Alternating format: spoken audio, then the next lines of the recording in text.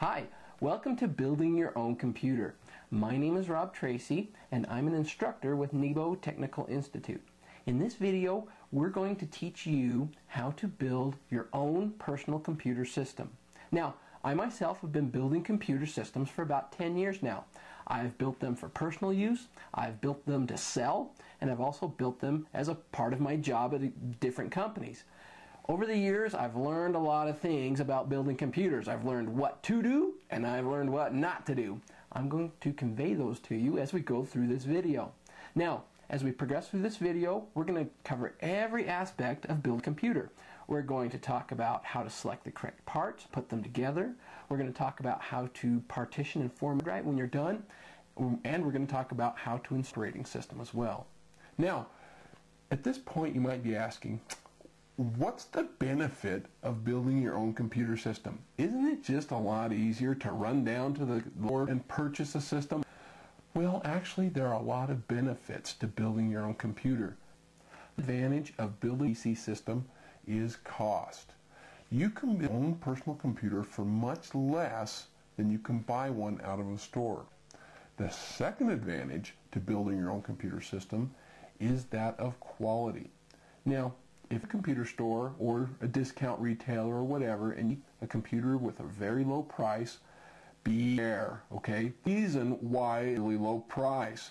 The reason computer manufacturers can sell these computers at such a low cost is because they don't use high quality components in those lower end systems. The third advantage to building your own computer system is reliability, okay? Believe it or not, computers that are purchased off the shelf on a store or a retailer, they don't have the greatest track record with reliability. In fact, many manufacturers have an alarmingly high on-arrival rate. We call it DOA. That is computer systems that are just dead from the time you open the box. They never even work for a minute.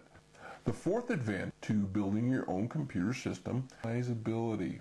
Now, a computer manufacturer a computer needs to make a system that appeals to lots of different people.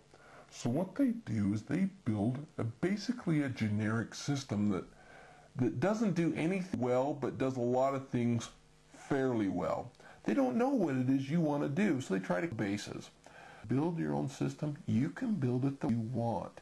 You may say, you know what, I want the system to be a really high-end rock and sound system, so I'm going to purchase the best audio board money can buy.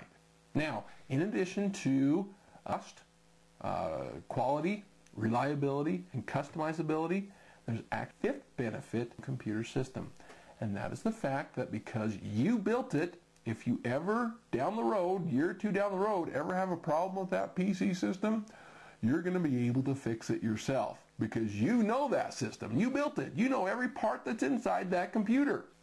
So those are the advantages of building your own computer system. Those are the reasons to build your own computer system too.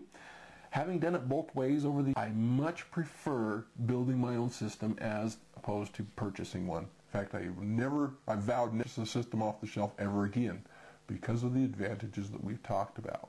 So with that, let's get our hands dirty and start building our PC system.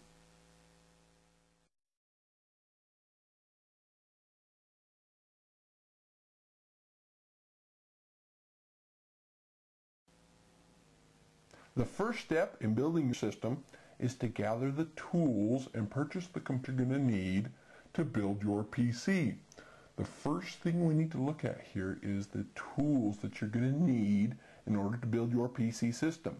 Now, most computer stores will sell a very basic computer toolkit. It's great for building PCs. Right here I want to show you. The thing that you'll use most of the time, 99% of the time, is an old-fashioned screwdriver. However, there are times when you'll need a flat-bladed screwdriver, and you may also need a socket or a Torx bit as well. That's what I love about this particular toolkit. It's got everything I need all in one. Over here is a driver handle. It does a socket right here into which bits can be inserted, and it ratchets so I can tighten or loosen whatever I need. And if I can't quite get a good turn on it, I can just sit here and go like this. Okay. It also, little locking collar here that allows me to rotate it so I can pat down in some really tight place. I love this toolkit. This driver handle itself doesn't have any bits. They're stored over here, and I've got just about everything. I've got good old-fashioned Phillips bit right here. If I need to use some screws that use a Phillips type head, well, I've got it. In fact, I've got about 3 different sizes. Okay, that's probably what you'll use most of the time, is the Phillips bit. I've also found to have a pair of either needle nose pliers or of tweezers such as this. Why?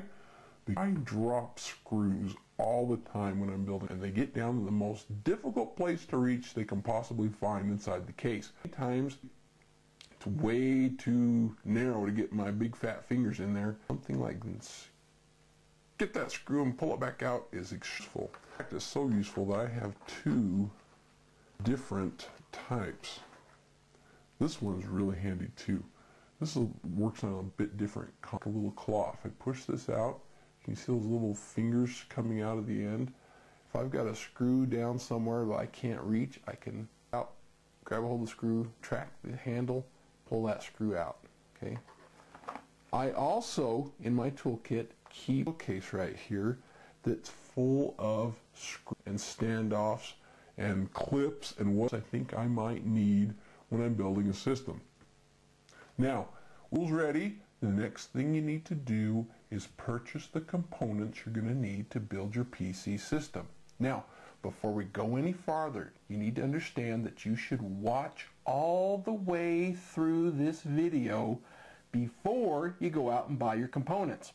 As we go through, I'm going to teach you the criteria that you should use to select each of these individual components, because some aren't compared to others, so you need to buy the right ones. Right here, I'm going to give you a list so you can write down a shopping list and get it ready to go, and then as you go through the video, you'll learn exactly what type of each component you need to buy. So what do you need? Well, first of all, you need a PC case, the case that holds all the different components. Next, you'll also need a power supply. You'll also need a motor. You'll need a central processing unit or CPU. You'll need memory. You'll need a video adapter. You'll need a floppy disk drive, a hard disk drive. You'll need a CD or a DVD drive. You'll need a monitor. And then you'll need some optional expansion boards depending on what you want the system to do. And a mouse and a keyboard.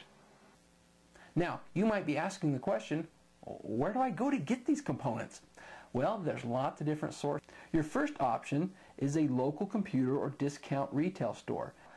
Another option for purchasing computer parts, and one that's my favorite option, is to search net and find the web stores that sell computer components. There is one other option for purchasing computer parts that a lot of people like, and that is buying them off of auction websites.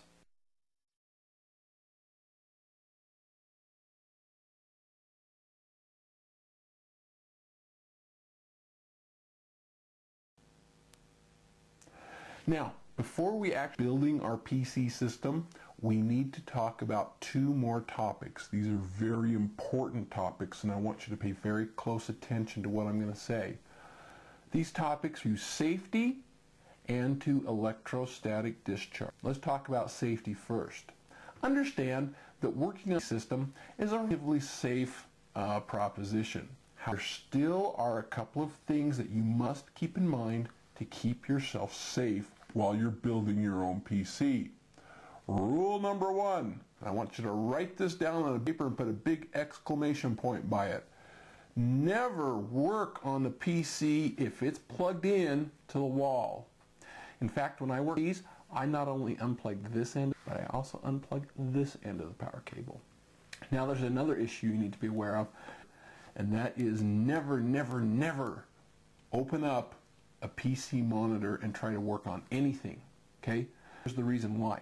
Inside of a PC monitor, there are components that store electricity. And we're talking about tons of large. We're talking about 20,000 volts of AC power.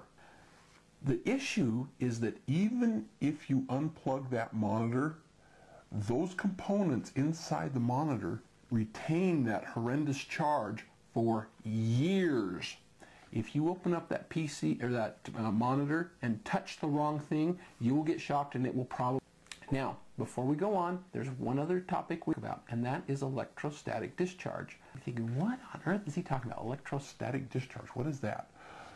It's static, okay? And you've probably experienced static many times in your life. Well, that's an electrostatic discharge.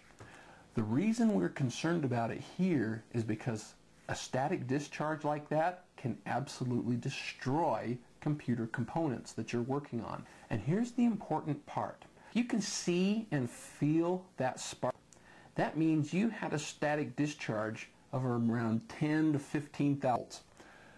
When you're dealing with computer components like a memory chip or an expansion card or a CPU, it only takes about 200 to 300 volts to damage or destroy that component. That means you could be working on your PC, shocking the living daylights out of those components, destroying them with electrostatic discharge. You don't even know it or feel it. All right? So, when building your PC, you need to take appropriate static preventative measures. One of the best things you can do is use a static mat. This red piece of plastic that you see right here is an anti-static mat. Some people call it a static dissipative mat. Its job is to provide conductivity between the PC system that we're working on and myself. Okay? Providing equilibrium between the case and me, we make sure that no electrical charge builds up. Now, the proper way to use a static mat is to first put the case on it, and then notice up here in the corner there's this little snap. The mat comes with this little device here that snaps onto it. That provides electrical conductivity between the mat and the two wires coming off of this little snap. Now, one end of this snap has this little clip. We take this clip and we hook the case. That provides connectivity between the mat and the case. And then on the other end of the mat is this band. And if you look inside, little metal part right here, this touches your... So I slip this on like this. Now, there can be no static discharge between me and I'm working on in this case because we're connected. Now, when you are with components, electrical components that go inside your computer, that they are shipped to you in these Mylar. These may appear to be just typical regular old Mylar bags. Not. These are static shielding bags. Static shielding bags because they are designed to dissipate any charge that might accident them through an electrostatic discharge. Thumb is, whenever you're dealing with a component, always keep it inside of a static bag until when you're ready to use it, make sure you're working on top of a stack. With that, we're actually ready now to start system. All right, let's go.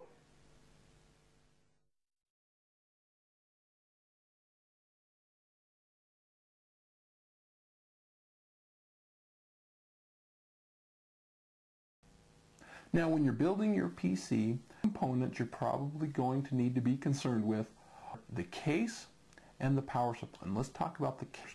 The case is just that. It's the case that all the parts are in. It's what you see. It's the outside of the computer unit.